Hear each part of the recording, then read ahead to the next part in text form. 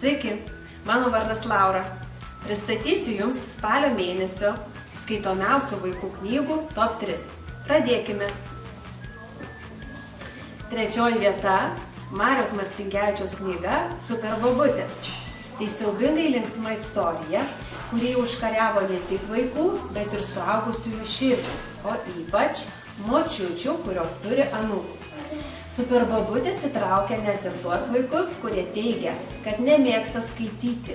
Ji kupina smagių juokelių, rimtų netikėtumų bei veiksmo. Ši knyga yra gausiai iliustruota ir vietomis netgi panaši į komiksus, kuriuos taip mėgsta vaikai.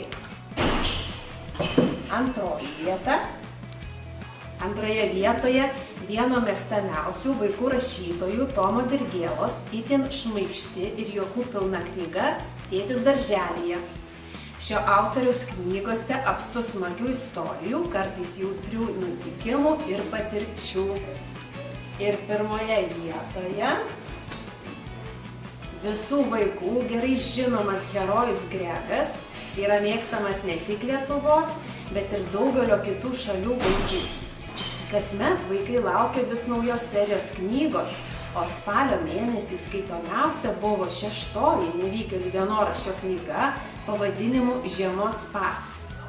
Apie tai, kaip netikėtai užklupusi pūga Grego šeimą įkalina šaltuose namuose, bei kas nutiko pūgos metu ir kuo viskas baigėsi, galite sužinoti rezervavę knygą į biblioteka.lt arba atvykę tiesiai į mūsų biblioteką. Lauksime!